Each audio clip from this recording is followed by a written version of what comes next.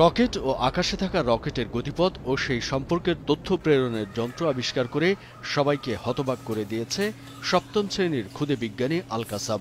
এছাড়াও বাংলাদেশের আকাশে শত্রুপক্ষের কোনো বিমান বা হেলিকপ্টার বা এ ধরনের কিছু আসলেই তা শনাক্তকরণ সহ ধ্বংস করতে পারবে তার আবিষ্কার করা যন্ত্র। এমনই বিস্ময়কর যন্ত্র আবিষ্কার করে তাক লাগিয়ে দিয়েছে মেহেরপুরের সপ্তম শ্রেণীর ছাত্র আল কাসাব।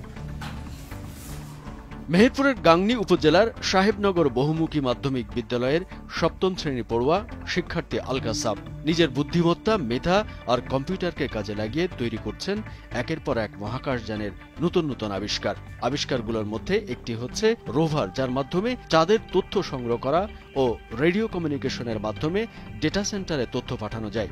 এছাড়া তৈরি করেছেন 180 ডিগ্রি অ্যাঙ্গেলের নাইট ভিশন ক্যামেরা।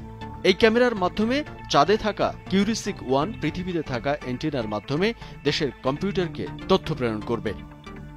আমি আবিষ্কার করেছি একটি রকেট, যেটির নাম দিয়েছি rocket guidance and flight trajectory control. আর ওই প্রজেক্টটার কাজ হচ্ছে মহাকাশে থাকা রকেটের গতিপথ এবং দূরত্ব সম্পর্কে বিভিন্ন তথ্য সংগ্রহ করা। আমরা ওই রকেটটি মূলত তৈরি করেছি কিউরিসিটি রোভার 1কে চাঁদে পাঠানোর জন্য। আমরা আরো একটা প্রজেক্ট তৈরি করেছি, সেটির নাম হচ্ছে কিউরিসিটি রোভার 1। সেটার কাজ হচ্ছে চাঁদে গিয়ে বিভিন্ন তথ্য সংগ্রহ করা এবং লেজার কমিউনিকেশন দিয়ে পৃথিবীতে থাকা কম্পিউটারে প্রেরণ করা। আমরা যুক্ত করেছি একটি 180 degree angle night vision camera, যেটি চাঁদে বিভিন্ন তথ্য সংগ্রহ করবে এবং পৃথিবীতে প্রেরণ করবে। চাঁদে যেহেতু আমরা কোনো রকম ফুয়েল কিংবা জ্বালানি পাবো না, সেজন্য আমরা ব্যবহার করেছি একটি সোলার প্যানেল, যেটি চাঁদের সূর্যের আলো পাওয়ার সঙ্গে সঙ্গে কিউরিসিটি রোভার 1 সার্চ করবে। কারো সহযোগিতা ছাড়াই এমন বিস্ময়কর সব আবিষ্কারের কথা শুনে অবাক হচ্ছে যে কেউ।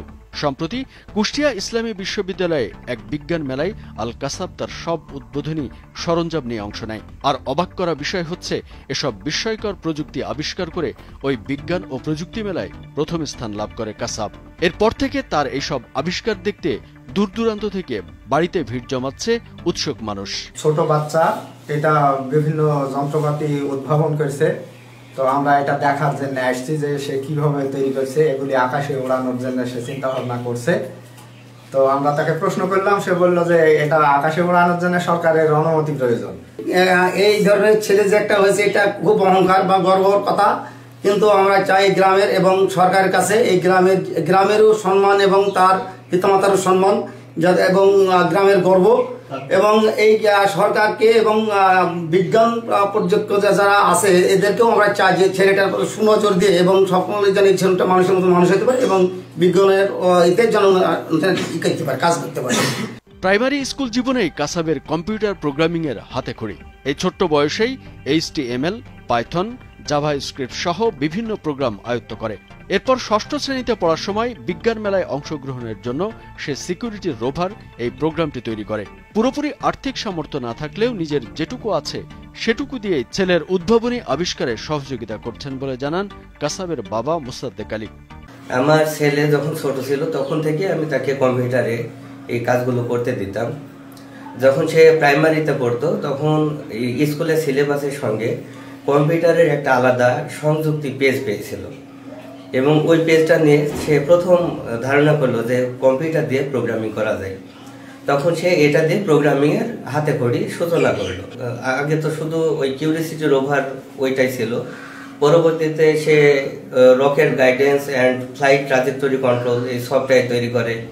এই সফটওয়্যারটিকে একটি রকেটের সঙ্গে যুক্ত করে, আর এই রকেটটি ডানে বামে কিংবা উপরে যেদিকেই যাক, সেটার যে তথ্য, তার দূরত্ব, তার অবস্থান, এই সম্পূর্ণ তথ্যগুলো কম্পিউটারের ওই সফটওয়্যারে সব প্রদর্শিত হতে থাকে। দেশের প্রযুক্তি খাত উন্নয়নের জন্য কাসাব সহ এ ধরনের মেধাবীদের পাশে স্থানীয় ও সরকারি পর্যায়ে সকল প্রকার সহযোগিতা করা উচিত বলে মনে করেন এলাকাবাসী। তিনি যেভাবে এগুলো তৈরি করেছেন, আমাদের উচিত তাকে হেল্প করা, সহযোগিতা করা, এবং সরকারের পক্ষ থেকেও আমি সরকারকে অনুরোধ করব আমরা যে তারা যেন এভাবে প্রত্যেকটা গ্রামে, প্রত্যেকটা জেলায় সবকিছু তৈরি করার জন্য, এভাবে ক্ষুদে বিজ্ঞানী তৈরি করার জন্য আমরা যেন একটা প্রজেক্ট হাতে নিতে পারি। আল কাসাবের আবিষ্কার শুধু তার নয়, সুনাম এনেছে তার শিক্ষা প্রতিষ্ঠানেও। বিদ্যালয় থেকে আল কাসাবের দেখভাল ও সার্বিক সহযোগিতা করা হচ্ছে বলেও জানান সাহেবনগর বহুমুখী মাধ্যমিক বিদ্যালয়ের প্রধান শিক্ষক। আল কাসাবের বাসায় মাঝে মধ্যে এসে এবং প্রতিষ্ঠানেও বিভিন্ন পর্যায়ে আমরা তাকে এই ধরনের কাজকে আরো বেগবাহিত করার জন্য এবং সহযোগিতা দানের জন্য শিক্ষক মণ্ডলীকেও আমি আহ্বান করেছি। ভবিষ্যতে আমি মনে করি বাংলাদেশ একটি উল্লেখযোগ্য জায়গায় পৌঁছাতে পারবে এবং দেশের গর্ব হিসেবে আল কাসাব একদিন আমাদের এই এলাকাকে উজ্জ্বল করবে, এই প্রত্যাশা রাখছি। আল কাসাবের মধ্যে এই প্রতিভা দেখে আবেগ আপ্লুত হয়েছেন স্থানীয় উপজেলা মাধ্যমিক শিক্ষা অফিসার। কাসাবের মতো মেধাবীদের ঠিকমতো কাজে লাগানো গেলে তারা দেশের সুনামের পাশাপাশি বিশ্বের সেরা সব বিজ্ঞানীদের তালিকায় নাম লেখাতে পারবে বলেও জানান তিনি।